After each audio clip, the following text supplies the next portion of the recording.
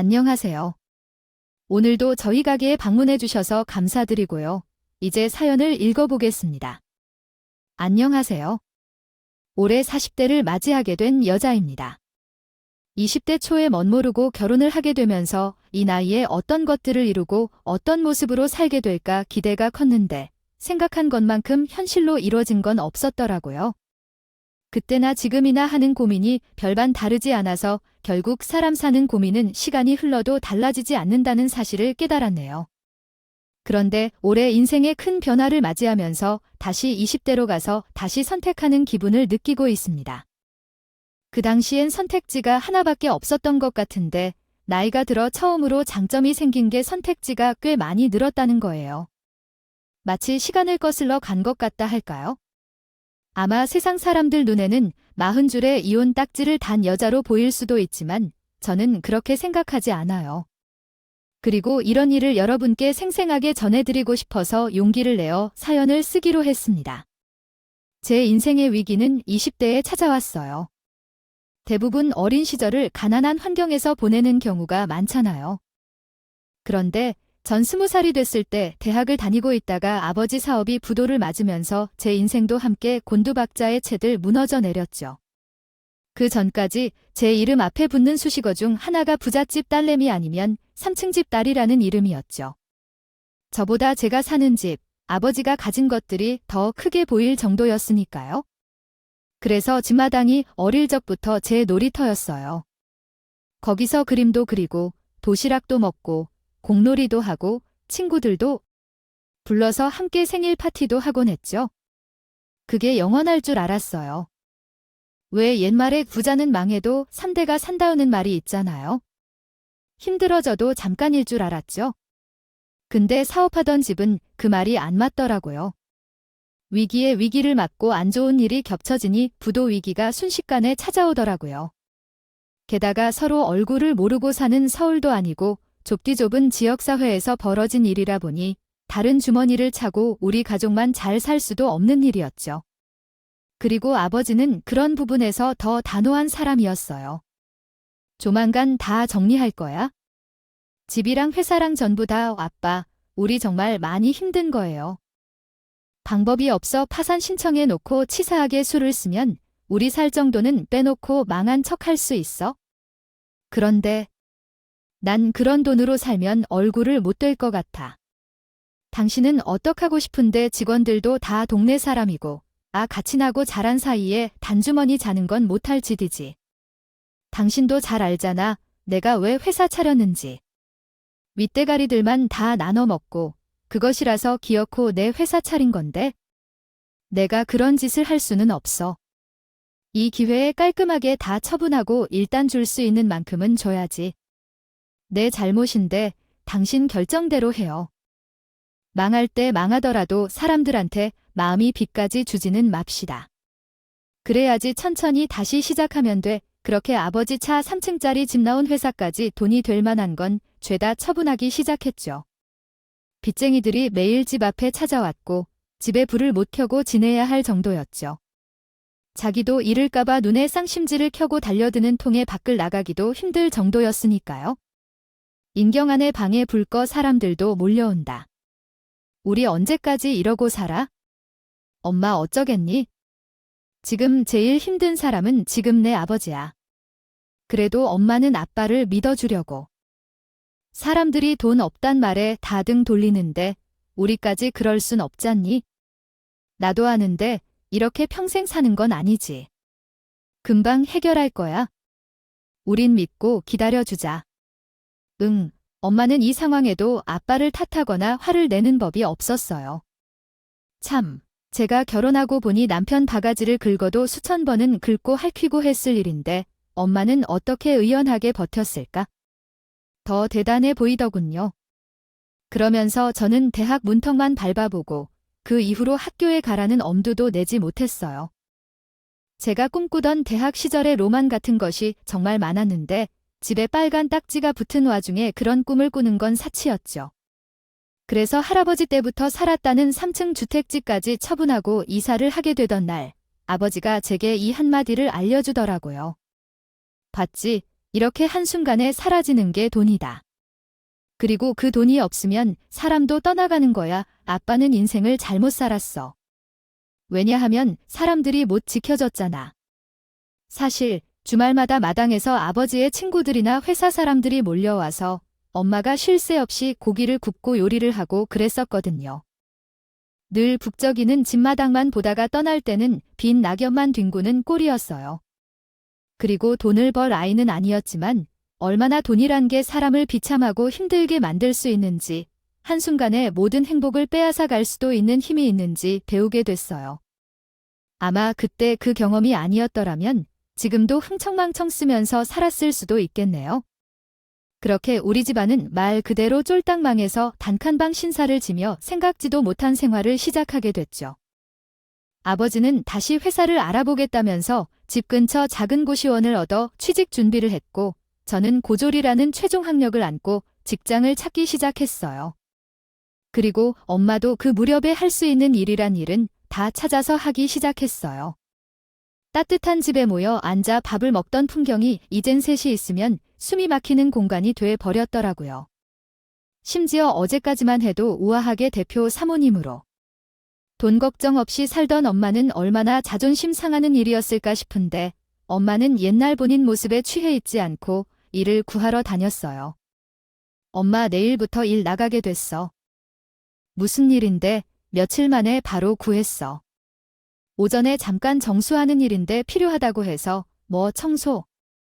왜 그렇게 놀라? 엄마가 못할 일이 어디 있어? 지금 아니?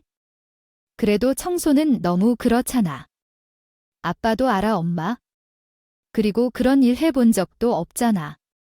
그러니까 생존이 일도 안 해본 아줌마를 뭐라도 시켜주면 감사하다고 받아서 해야지네. 아빠한테는 일부러 말 안 했어. 고시생처럼 저러고 있는데 각자 자리에서 일단 열심히 살아야지. 그래도 다른 일도 찾아보면 있을 텐데. 하필 청소야. 인경아, 이제 엄마, 세상에 부끄러울 게 하나도 없다. 어떻게든 땀 흘려 돈 벌면 되고, 일 있으면 안 가리고 다 알 거야. 엄마가 지금 사모님 소리 듣고 싶어서 옛날 생각이나 하고 살면 그게 더 불행할 것 같아. 난 사실 있지? 아빠가 원망스러워. 왜 우리 살 정도는 마련해도 됐잖아. 어떻게 이렇게까지 다 내주고 살 수가 있어? 사람들이 우리 단칸방 사는 꼴을 보면 마음이 누그러진데 그것도 아니잖아. 결국 빚도 다 못 갚고 우리 원망하는 사람도 똑같이 있어. 우리만 더 가난해진 것뿐이지. 똑같아. 나중에 우리 딸이 더 나이 들면 그땐 알 거야. 남의 돈으로 몰래 어디 숨어서 먹고 사는 일이 얼마나 부끄러운데 내 아버지가.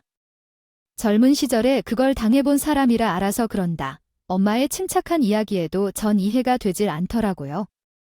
부모님만 아는 이야기인 것 같았죠. 두 분은 척하면 척 이해하는데 아버지 회사 일개 직원만도 못한 게 나란 존재구나 하는 생각밖에 안 들었어요. 몇 살 되면 이해할 수 있는 거야? 이걸 난 내 자식이 대학 포기하고 꿈도 못 이루고 사는 걸 보면 그게 더 괴로울 것 같은데. 어떻게 직원들이 나보다 먼저야. 먼저고 말고가 없다니까. 그런 생각하지 마. 그리고 4년이 넘게 그 집에서 우린 각자 열심히 생활을 했고, 아버지는 다시 옛날 회사의 직원들의 부름을 받고 100명이 넘는 직원을 이끌던 자리에서 6명의 직원과 새롭게 꾸린 회사를 준비해 가면서 다시 예전과 같은 활기를 찾기 시작했죠. 그리고 다시 단칸방에서 전세방 규모가 점차 달라졌어요. 그래도 아버지가 다시 어깨를 펴가는 모습을 보니 저도 괜히 뿌듯하더라고요. 제 월급으로는 가족들의 생활까지 다 책임지진 못했지만 아버지가 준 가르침 덕에 돈 무서운 것을 알고 저축을 정말 성실하게 했어요. 정말 생활비 빼고 나머지는 다 알뜰하게 모았죠. 그렇게 두 번째로 이사한 동네에서 오며 가며 자주 보던 한 남자와 연애를 하게 됐어요. 아마 동네 사람이 아니었더라면 제 인생 연애라는 걸 못 해보고 지금껏 노처녀로 살았을 것 같아요. 돈 모으기 급급한 시절에 남자를 만나는 게 마음이 편했겠어요. 하루라도 예전처럼은 아니더라도 우리 가족 편하게 살 재판 하나는 마련하고요 싶었거든요. 그런데 방향이 같아서 퇴근 후에 몇 번 마주치고 멋쩍게 인사도 주고받고 하면서 점점 친해지게 되죠. 저기, 주로 이 시간에 퇴근하나 봐요. 아내, 출근할 땐 자주 보는데 퇴근했다 보기가 힘들어서 저도 내일부터 이 시간쯤 와야겠네요. 그래야 인경 씨랑 이야기하면서 집 가죠. 그때가 처음으로 남자의 눈을 뜨게 된 시기예요. 또 집이 정류장 3개거리 정도다 보니 제 방에 불 켜지고 꺼지는 것만 보고도 매일같이 얼굴을 보기도 편했죠. 동네 어이를 같이 다니며 부담 없이 시간을 보내니 어느 순간 이대로 그냥 결혼해서 살면 되겠구나 싶은 마음이 들었어요. 그런데 마음에 걸리는 일이 있었어요. 남편이 살던 집이 생각보다 너무 좋더라고요. 속으로 옛날 우리 집 정도 되나 그때였음 비슷한 상황인데 하면서 저도 모르는 자격지심이 들더라고요. 솔직히 우리 집 사정 안 좋아 나 결혼 보낼 돈도 전혀 없어. 아버지 사업 망하고 각자 열심히 벌어서 살기 바빴거든. 그래서 난 대학도 포기했고. 그게 무슨 문제야? 우리 결혼을 우리들은 마음이 맞아서 그렇다 쳐도 부모님은 이런 문제 따질 수 있지? 게다가 자기 집안 정도면 여자 골라서 만날 수도 있잖아. 넌 자기 아버님 너무 대단하고 존경스러워. 얼마나 큰 회사를 운영했는지도 다 아는데. 다시 시작하는 거잖아. 그것도 얼마나 큰 용기인데. 사정 모르는 사람들은 그렇게 생각 안 해. 그게 뭐가 중요해? 내가 다 아는데. 당신, 부모님께 귀띔은 해도. 그리고 반대하는 결혼하고 싶지 않아? 그렇게 미움까지 받으면서 제대로 살만한 사람이 못 돼. 결혼이라는 게 아무나 만나서 조건 맞추는 게 아니잖아. 우리 부모님도 자랑해서 결혼했어. 집안 격차도 있었지만 그러니까 충분히 이해하실 거예요. 그래, 알았어. 그리고 얼마 뒤 적극적인 남편 덕에 상견례 자리가 빠르게 잡혔죠. 생각보다 너무 차분하고 온화한 시대가 어른 두 분의 모습을 보며 의아했죠. 그런데 시어머니는 이것저것 물어보는 과정은 다 건너뛰고 엄마 얼굴을 이리저리 보더라고요. 참 낯이 있는데 사돈 얼굴이 제가요. 아, 전에 어디서 만났던 적이 있을까요? 이 동네 살기 전엔 30년 넘게 한 그곳에만 사셨다고요? 네, 거기서 제일 오래 살았죠. 아, 그럼 고향도 아니고? 아우, 어디서 봤지? 아마 이 동네에서 오다가 봤나 보죠. 분명히 낯이 있는데 제가 사람 얼굴 한 번만 봐도 잘 안 잊어버리거든요.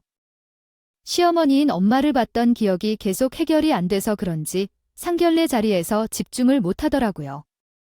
어찌나 엄마만 뚫어지게 보는지 저를 기억나 할까 싶은 생각까지 들었어요.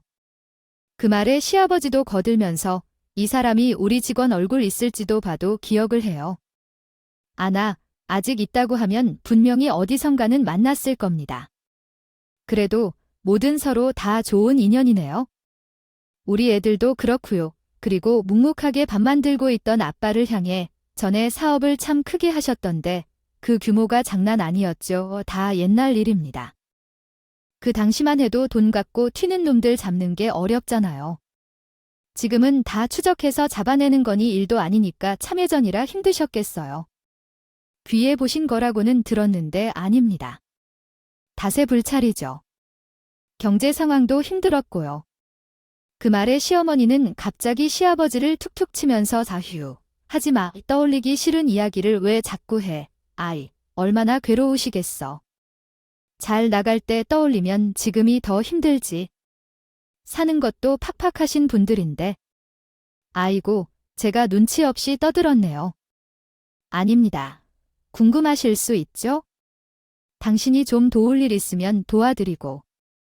그래, 응, 아닙니다. 저도 그 이야기는 좀 드리고 싶었는데 혹시 집안 차이 때문에 저희를 도와주고 그래야 한다는 생각하시면 미리 괜찮다고 말씀드리려고요. 이제는 우리 딸도 분수에 맞게 살았으면 해요.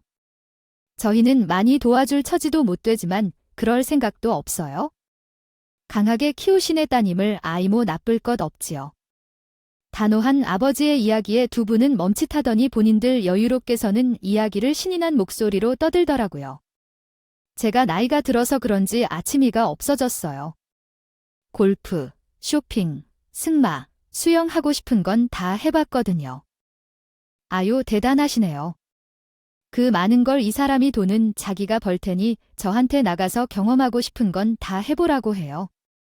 그리고 자기가 타보고 싶은 차도 왜 저한테 주는지 모르겠어요. 아낌없이 주는 남편이 최고죠. 아우, 전 모일기도 힘든 큰 차를. 갑자기 살 돈이 있다니까요. 지나가다가 쳐다보기만 하면 다음날 그게 우리 집에 떡하니 와 있어요. 눈치도 얼마나 빠른지. 남편 아들 재력 자랑에 머리가 지끈거릴 정도였죠. 그 말에 하나하나 박자 맞추기도 질리더라고요. 아, 당신이 제일 신었네. 당연하지. 아들은 꾸미는 재미가 없거든요. 그래도 이만하면 대수롭지 않게 넘길 수 있겠다고 생각했어요. 그리고 결혼식을 마치고 전 일주일에 한 번 정도는 시댁에 들러서 함께 저녁을 먹는 시간을 보내게 되죠. 그게 시부모님의 유일한 낙이라고 하더라고요. 그런데 그때마다 시어머니의 달라진 태도에 너무 놀랐어요. 들어가자마자 제 얼굴에 옷을 던지면서 갈아입어. 그 옷부터 내 집에선 그런 추워 옷 입고 돌아다닌 거 못 봐. 넌 아무리 망에 잡아줘서 집이 가난해졌다고 해도 한때 괜찮게 살았다면서 어쩜 그런 티가 하나도 안 나니? 걸레짝보다 못한 옷을 입고 다녀 어떡해. 그래도 사람이 시댁 가는데 후질근하게 입고 가지는 않잖아요. 제 나름엔 단정하게 차려입었다고 입었는데 어머니의 그런 가시 돋친 말이 상처가 되더라고요. 그리고 아버님하고 남편 앞에서는 상냥한 얼굴로 어때서 내가 우리 며느리 주려고 골랐는데 화사해 보이고 좋은데가 이쁘다 우리 며느리. 당신한테 색 잘 어울린다. 전 그때마다 속이 부글부글 끓는데 꾹 참으며 참았어요. 그리고 조용히 증거들을 차곡차곡 모았죠. 어차피 이런 일은 남편에게 상의해도 결국 고부 갈등의 시작이 될 수밖에 없더라고요. 그리고 시어머니는 슬슬 집안 무시를 시작했죠. 아이, 마왕에도 그렇게 망할 수가 있을까? 신기하다니까 아버지가 다 처분해서 빚 갚는 데 쓰셨거든요. 그래서 좋은 일, 정직한 아버지 덕이 그런 집에 사는 게 그게 개미 소굴이지. 사람 집이라고 보일 수가 없어. 그 앞에서 무슨 대꾸조차 하기가 싫더라고요. 결국은 그렇게 흘러보닌 자랑으로 끝나니까요.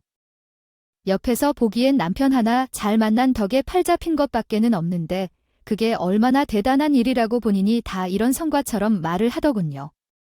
그리고 나중에 시댁 친척들이 모두 다 모인 자리에서 어머니는 그 이야기를 꺼내고 말았어요. 그날도 이상하게 콧노래를 부르면서 뭔가 재미난 게 있다는 듯 저를 보면서 피식거리고 웃더라고요. 나 너무 재미있는 이야기가 있는데. 뭔데요? 기분 좋아 보이시는데 뭐 해요? 궁금하게요. 우리 며느리 있잖아요. 아내가 상견례 하는데 사돈을 보는 순간 너무나 힘든 거야. 근데 얼마 전에 기억이 났잖아요. 왜요? 뭐? 어떻게 알던 사이인데요? 자, 그럼 힌트 하나 드릴까요? 그리고 어머니는 갑자기 저에게 옷을 던지던 것처럼 걸레 하나를 툭 던지면서 이게 힌트입니다. 어머니의 물성식한 행동에 친척들은 당황을 하더라고요. 그리고 거기서 더 들뜬 어머니는 정답은 우리 집에서 일하고 갔던 아줌마, 식모 그 말에 모든 일가 친척이 말을 잇지 못했죠. 그런데 시어머니만 들뜨면서 이야기를 계속 하더라고요. 저는 헛웃음도 안 나와 멍하니 어머니 입만 보고 있었어요. 어쩐지 그 느낌이 있잖아. 처음 봤을 때부터 괜히 뭔가 일을 시키고 싶더라니까. 내가 이게 얼마 전에 생각났는데 너무 웃기잖아요. 얘네 집이 그때 탁 망했거든. 어떻게 우리 집 와서 일을 했을까? 사람 인연이 너무 신기해. 그걸 보면서 시어머니의 인성에 대해 잘 알겠더라고요. 그러면서 저는 일주일에 한 번 모이는 저녁 식사 자리에 더는 가지 않겠다고 선언을 했어요. 아이고, 꼴에 존심 상했다. 그게이지, 지금 내 편할 대로 생각하세요. 이제 거긴 죽어도 안 가요. 없는 것들이 더 무섭다더니. 아내가 없는 말 지어냈냐? 아니요, 저도 그 이야기 부끄럽지 않아요. 엄마가 물불 안 가리고 이런 게 뭐가 부끄럽겠어요. 참나, 안 부끄러우면 상견대장에서 왜 말을 못하고 모른 척했을까네. 엄마, 내 하의 밑에서 걸레 닦던 거 전부 기억하고 있어? 그냥 모르는 척한 거지? 그 이야기는 안 숨겨요. 부끄럽지 않으니까요. 참나, 그 아버지의 딱 그 딸이야. 곧 죽어도 도움은 안 받겠다더니 너도 똑같구나. 아, 그러니까 사는 꼴이 계속 그런 거야? 그나저나 어쩌니 이제. 내 입에서 사돈보다 아줌마란 말이 더 붙어서 이거 큰일이네. 알아서 부르고 싶은 대로 부르세요. 전 이제 어머니 안 보고 살 거니까요. 상관없어요. 그래, 그렇게 되나 보자. 누가 이기나 봐. 넌 조만간 내 앞에서 무릎을 굽히면서 달려오게 돼 있어네. 엄마, 내 밑에서 걸레 닦던 것처럼 똑같이 해줄게. 아주 기다려라. 어머니에겐 그게 꼭 자존심 부리는 지드로 느껴지실 수도 있겠지만 어떻게 생각하건 전 상관없었어요. 그저 멀어지는 게 최선의 방법이었으니까요. 그렇게 불필요한 감정 싸움에 저도 점점 지쳐가고 있을 때였죠. 하루는 아빠가 저에게 오랜만에 밥을 먹자고 연락이 왔더군요. 그리고 오랜만에 거기서 시댁 근황을 들었어요. 미 시댁에서 사업을 언어 시작할 모양인데 사람들이 겁이 없는 건지 무식한 건지 남의 걸 그대로 베껴서 만들 생각을 하나 모르겠다. 아빠, 그걸 어떻게 알았어? 아니, 우리 회사에 납품을 줄 테니까 야, 그걸 똑같이 만들어 달라는데 난 못하겠다고 그랬다. 아무리 그래도 그건 아니야. 나도 제품 개발 몇 년씩 공들여서 만드는 걸 아는 사람인데 안 얼른 갖고 가면 쓰나? 잘했어요. 그냥 얽히지 마요. 박서방도 그래 하기야. 그런 부모 밑에서 컸으면 얼마나 다르겠어. 돈이 아무리 좋아도 그렇지? 참, 시댁에선 아버지를 돕겠다고 그런 모양인데 그런 부분에 정직한 성향이 아버지에겐 통화할 리가 없었죠. 그리고 며칠 뒤 갑자기 엄마에게 연락이 왔더라고요. 너 대체 어떻게 하고 사는 거야? 응, 무슨 소리야. 이 아침부터 사돈이 연락 왔는데 너 시댁 안 간다고 하고 아예 발을 끊었다면서. 아, 오시며 그렇게 사줘도 감사하단 말도 한 번 없고. 엄마는 누구 말을 믿는 거야? 내 말부터 들어야지. 그게 또 무슨 소리니? 전 결국 엄마 가슴에 못을 박을 일이라는 걸 알면서도 사실대로 그간의 모든 일을 털어놓았죠. 피눈물 흘리며 모은 녹음 파일까지. 들려줬더니 엄마는 아무 말이 없더니 난 그런 줄도 모르고 일까지 도우러 간다고 했네. 무슨 일을 도와 회사의 직원 몇 명이 말도 없이 퇴사했다는 거예요? 그래서 딱 하루만 도와달라고. 그래서 아니, 나는 가기로 했지. 그게 언제인데? 전 순간 어머니가 제게 했던 한마디가 떠오르더라고요. 달려와서 무릎을 꿇리게 만들겠다던 그 이야기 말이죠. 그게 엄마를 이용한 짓일 수도 있겠다는 생각이 들었죠. 갑자기 안 간다고 어떻게 그래? 당장 내일인데 그런 사람을 왜 도와? 당장 못 간다고 전화해. 저와의 불화를 이용해 엄마에게 일까지 도와달라고 손을 뻗은 시모, 정말 대단하더군요. 그런데 엄마가 아무리 시어머니에게 전화해도 연결이 안 된다면서 하는 수 없이 가야겠다고 그러더라고요. 그래도 약속을 미리 한 거잖아. 하루. 그냥 돕고 올게. 이제 내일도 알았으니까 그 문제는 대화로 풀자. 제가 마지막으로 단 하나 엄마를 식물하고 불렀다는 그 이야기는 차마 못했거든요. 그 얘기까지 다 털어놓아야 엄마가 이 약속을 무시할 수 있을까 정말 심각하게 고민이 들었지만 그래도 엄마에게 이런 상처까지 주고 싶진 않았어요. 그래서 전 엄마에게 약속 장소를 듣고서 미리 준비를 다 하고 있었죠. 이 일은 분명 저에게 복수하기 위해 놓은 더 친 것 같은데 호락호락하게 당할 수만은 없었죠. 그래서 저는 시모의 차에 새벽부터 가서 숨어 있었어요. 아버님이 큰 차를 좋아해서 저 하나쯤 숨어 들어가도 잘 모를 정도의 크기였거든요. 뒷좌석에 짐도 많이 있어서 도둑고양이처럼 숨어들어 엄마를 태우러 가는 그 길에 저도 함께 했죠. 몸은 불편했어도 엄마를 지킬 수 있단 생각이 안심이 되더라고요. 그리고 시어머니 일을 그저 돕겠다는 마음으로 탄 우리 엄마에게 쓸쓸 시모는 진짜 얼굴을 드러내더라고요. 참 대단한 따님을 뜨셨어. 우리 아주머니가 어머나, 나만 실수했죠. 내가 이럴 줄 알았다니까? 무슨 말, 실수요. 아니에요, 아니. 예전에 우리 집에 와서 일하고 갔더라고요. 그래서 내가 사돈 소리가 이제는 안 나오네. 하도 아줌마라고 편하게 불러버릇해서 예상외로 엄마는 담담하게 반응을 보이면서 그러니까 애교육이라도 제대로 시켰어야지. 이 아줌마야, 남의 집걸레 들고 다니느라고 그랬어. 케첩 안으로 키워놓고 시집까지 보내면 어떡하냐고. 시어머니는 난폭하게 운전하기 시작하면서 엄마에게 겁을 주더라고요. 이대로 어디 콱 박아버리는 건 아닌가 싶어서 저도 공포가 밀려왔죠. 뒷좌석에서 소리도 못 내고 매달려가면서 안간힘을 쓰며 버텼어요. 아니, 누가 개차반이라는 거예요. 당장 차 세워요. 미쳤냐? 순순히 내려주게. 나 오늘 작정하고 온 거야. 오늘 내가 너랑 내 딸년 아주 제대로 교육시키고 보낼 거니까 그런 줄 알아? 내 핸들 건들기만 해. 이대로 같이 죽는 거니까. 이 여자가 정말 미쳤나? 이 여자, 어이, 식모 어떡해? 걸레라도 들고 옆에서 닦으면서 따라올래?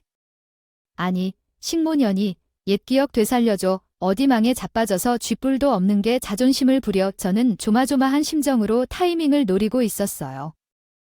자칫 여기서 잘못 달려들면 그 여자 말대로 우리 셋 모두 도로 위에서 개죽음을 당할 수도 있겠더라고요. 누가 내 식모야? 식모가 내 집 와서 일하고 갔으면 식모지. 그런 걸 감쪽같이 숨기고 나의 시집이나 보내서 인생 별 생각했어. 당장 와서 무릎 꿇고 사과해. 한 푼이라도 받고 싶으면 비굴하게 너한테 무릎 안 꿇어. 뭐 살고 싶으면 내 딸년 나한테 와서 사과하라고 해. 싫어. 죽어도 싫어. 그리고 엄마는 한쪽에서 핸들을 꺾더니 겨우 그 차를 멈추게 하더라고요. 그리고 시모는 갑자기 차가 선 순간 때를 기다린 듯 엄마의 머리채를 자꾸 흔들기 시작했고 그때 뒷좌석에서 일어나 제가 시어머니 머리채를 단단하게 자꾸 흔들기 시작했죠. 그 여자가 우리 엄마 머리채를 흔드는 걸 보고 저도 아예 이성이 사라져서요. 시어머니의 목이 뒤로 꺾일 정도로 강하게 해버렸어요. 생각도 못한 제가 뒤에서 나타났고 엄마는 옆에서 자꾸 늘어지자 시어머니는 속수무책이더군요. 맥을 못 추고 빽소리만 질렀죠.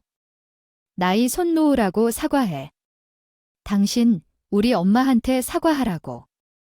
하니 이게 어디 남의 차 있으면서 이 짓을 해. 너 우리 딸이 여태 괴롭혀 엄마가 얼마나 무서운지 모르지.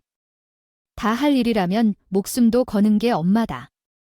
이년아, 그리고 전 혹시라도 사고가 날까 자빠에게 실시간으로 녹음한 이야기를 전달했고 제 위치를 알아내서 차를 몰고 나타난 아빠까지 합세의 힘으로 혼쭐내줬죠.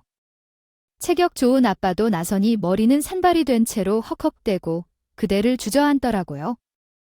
아, 당신들 비겁하게 사는 거나 부끄러워해. 우리가 열심히 일한 거? 함부로 떠들 생각 말고 니까지게 뭔데 우리 딸하고 마누라를 함부로 말해?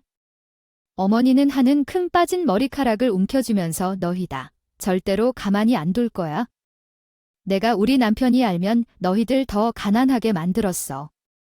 지금보다 더 시궁창 같은 데서 살게 해줄게. 한 번 봐. 그런데 갑자기 아빠가 코웃음을 치며 허허, 재밌네. 내가 당신의 회사 한 방에 무너뜨릴 수 있는 비리도 알아. 지금 누가 누굴 협박해? 사람 잘못 골랐어 너. 그 말에 시모는 당황한 듯 보이며 무슨 비리? 우리가 무슨 비리가 있어? 이건 벌금이나 물고 나면 끝날 일이야. 아무리 가져가도 너네보다 가난할까? 부도당한 놈이 낼 줄도 아는 거야? 두고 보자. 그래 내가 그나마 한테 사돈이라고 참아주는 건 여기까진 줄 알아? 이제부터 내 딸을 괴롭히던 죄 너희 집안에 몇 배로 갚아줄 거야. 가자 전. 그렇게 든든한 부모님의 손을 꽉 잡고 친정으로 가서 앞으로의 계획을 준비했습니다. 하필 아빠에게 사업을 맡기려고 너무 많은 이야기를 해준 탓에 아빠는 시댁의 사업체의 온갖 피리를 알고 있었고 그 카드를 이용해 무너뜨릴 계획이었죠. 그리고 여기에 시모가 저를 그간 괴롭힌 것까지 한 톨이라도 긁어 모아서 우리가 열심히 살아왔던 것처럼 그렇게 갚아주리라 다짐을 했어요. 이혼까지 결심한 마당에 저도 두려울 게 없었죠. 그리고 아빠는 다음 날부터 사업가가 아닌 아버지로서 시댁에 대한 복수를 단단히 준비하더군요. 친한 기자까지 동원해서 남의 제품 100개 만들려는 집부터 숱한 비리를 폭로하며 알렸어요. 결국 브랜드 평판에 심한 타격이 가면서 휘청휘기 시작했고 이 일이 수습이 어려워지자 그제야 시댁 식구가 집을 찾아와서 빌더라고요. 특히 아버님은 어머니에게 화가 단단히 나서 소리를 쳤죠. 아, 뭐해 안 비고 빨리 사과하네. 그리고 눈치를 보며 갑자기 무릎을 꿇더니 아, 잘못했습니다. 따님한테 안지 또 다 용서하세요. 제가 너무 큰 신뢰를 범했습니다. 시어머니의 말이 끝나기가 무섭게 아버님도 사돈 아주 정말 미안합니다. 난 몰랐어요. 어린 며느리가 이렇게 고통받는지 알았으면 도와줬을 겁니다. 정말로요. 이 사람하고 저 조만간 갈라설 겁니다. 그러니까 절 봐서라도 이제 접어주세요. 네, 이대로 가다가 저 봐선 못 피합니다. 살려주세요. 사업이고 가족이고 다 제대로 경영하는 일이에요. 당신은 그걸 실패한 인간이고 돈 무서운 줄 알면 사람이 무서운 줄도 알아야지. 내 딸 마누라한테 준 상 줘. 나는 아직 다 못 갚았어요. 우리가 열심히 산 일을 당신네들이 우습게 만들었거든. 똑같이 겪어보면서 느끼세요. 그게 내가 주는 벌이야? 그렇게 아버지는 한마디만을 남기고 돌아섰고 더 이상의 말은 안 했죠. 시댁 식구들만 징징거리며 빌더라고요. 하지만 마음이 변할 리가 없었죠. 이제와 빈다함들 무슨 소용이 있겠어요. 잘 알기회가 얼마든지 많이 있었는데 그걸 알린 건 본인들이죠. 그리고 전 이혼도 했고 다시 20대로 돌아가 직장 생활을 처음 시작하던 그때처럼 아버지 회사 일을 돕기 시작했어요. 한때는 대학을 못 나왔던 컴플렉스가 컸는데 지금은 제가 하는 일에 자부심을 느끼게 된 것 같아요. 그리고 이제야 아버지가 했던 그 당시의 선택을 이해할 것 같네요. 돈이 저를 만드는 게 아니라 진짜 양심이 고개를 들고 어깨를 세우며 살아갈 수 있게 만드는 힘이라고요. 이런 정신은 앞으로도 아버지에게 또 어머니에게 배워가려고 해요. 이 나이가 늦어도 배울 것이 참 많네요. 그리고 언젠가 저도 제 주변 사람에게 알려줄 수 있는 좋은 어른이 되기 위해 살아가려 합니다. 제 긴 이야기 들어주셔서 감사합니다. 오늘도 끝까지 함께 해주셔서 감사하고요. 다음 영상으로 또 찾아뵙겠습니다.